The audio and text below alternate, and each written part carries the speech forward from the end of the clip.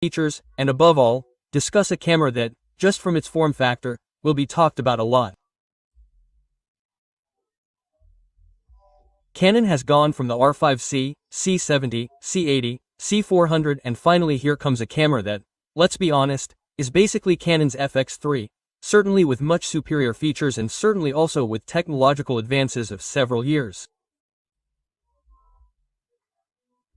The study was done on the C80 and in the past also on the R5C, and you'll see why in a moment.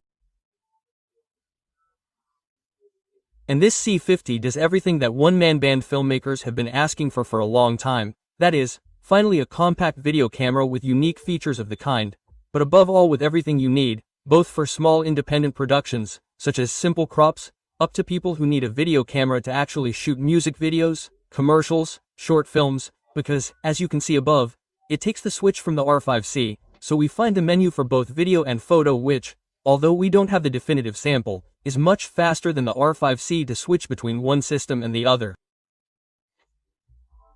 This makes me very happy, but in fact, from the video maker's point of view, which I am, it has everything you need. It carries over practically all the programmable buttons from the C80 because we have over 14 buttons that can all be completely remapped, very close together and can be added directly with the thumb without too many problems. We even have the two buttons here at the back to access both the menu and another programmable button, and here above, as I was saying before, the photo and video switch. Canon effectively confirms what it already knows how to do, that is, buttons placed in the right place, in the right way. Here above we have the record button with the zoom control, so if you use IPZ lenses you can go and control it from here. But it also allows you to use internal functions such as the digital zoom without losing quality directly from the camera. Two rings that can be used to set the shutter speed, aperture, etc. And the third ring here at the back is very appreciated, which does not act as a DPAD because a dedicated joystick takes care of that, allowing you to have 100% total control of everything. As you can see, there are fans on the side to be able to record practically indefinitely, so here too it is very similar to the C80. The big difference compared to the C80 is the fact that, obviously, we don't have the built-in NDs that are only available on its bigger sister, but we still have a 32-megapixel sensor that allows you to shoot up to 7K with a downscaled 4K for much higher quality, but you can also take full advantage of it in opaque to have 7K RAW, in Lieutenant and ST up to 50 FPS. We don't have the same triple ISO sensor as the C80, but we still have two base ISO values of 800 and 6400, so it's ideal for any type of situation. One of the most interesting features that also makes those who are interested in this camera understandable is the possibility of simultaneous recording in two formats. In fact, not only can we obviously record horizontally, but at the same time the camera allows you to simultaneously record in 9/16 or 11 format or whatever you want by moving it on the monitor. So, you can physically select which portion of the sensor to record and already have a parallel recording of the same file in full HD.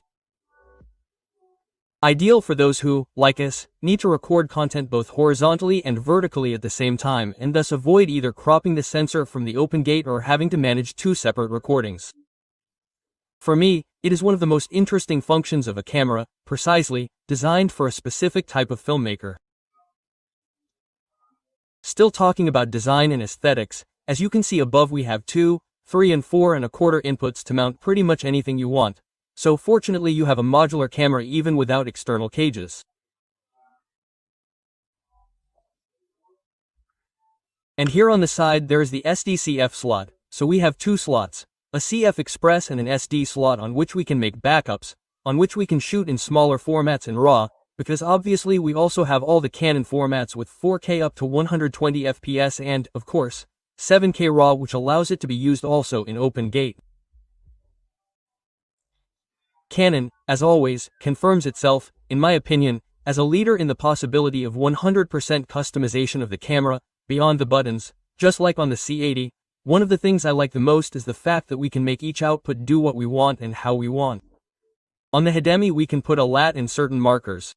On the internal monitor, on the other hand, we can remove them all and see only what we need. In short, 360 degrees customization that allows you to configure the camera exactly as you need it, but, above all, in the case of, for example, slightly larger productions where the HDMI output must be the one dedicated to the customer, well, Canon allows you to do whatever you want, and it is one of the things I appreciate the most, not only of the C80 that I have been using for a while, but above all of a camera of this type that interfaces, above all, with a slightly more consumer audience.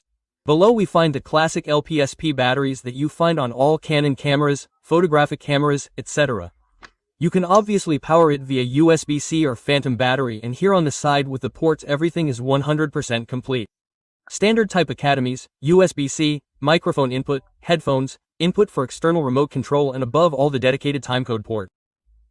Very important if we think of this camera, perhaps BCAM the C80 or even a camera on a gimbal.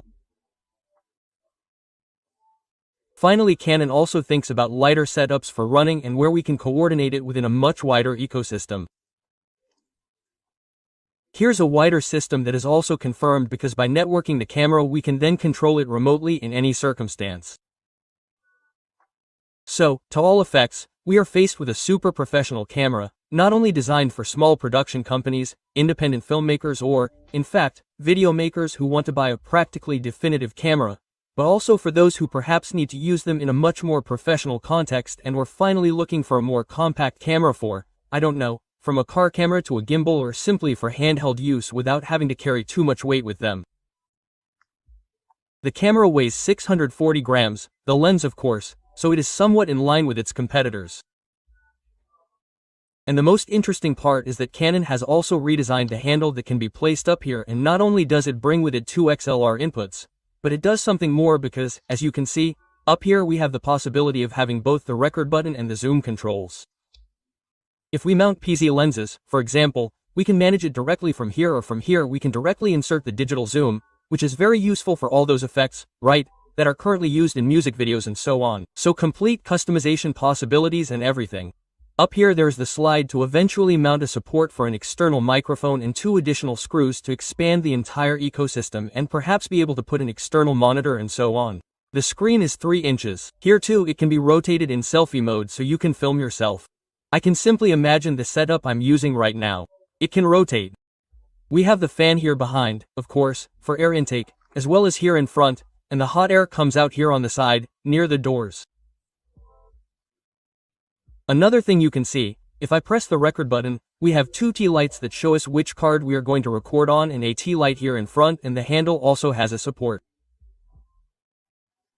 For those who are wondering, the 32 megapixel sensor is not stabilized, but Canon, of course, has included digital electronic stabilization that can be managed by the camera, and, as always, everything carries with it the complete metadata, so you have the roll, tilt, and pan of the entire camera so that you can then, perhaps, stabilize it in place with all the necessary information. Of course, the photo part, as I was saying before, 32 megapixel photos in RAW, is basically also a camera for all intents and purposes. You can do whatever you want with it. At the moment we don't have a firm price yet, but it should be around 4,000 euros. Super competitive for a camera that allows us to shoot 7K internal RAW at 50 FPS, 4K 120 uncropped, and above all with all this customization possibilities. In short, I look forward to reading your comments. I want to know your thoughts. We can't wait to get our hands on the final model and be able to tell you all about it and use it for a while. But until then, subscribe to the channel if you haven't already, leave a like, and we'll see you as always every Thursday at 6:30 p.m. with a new video. Bye!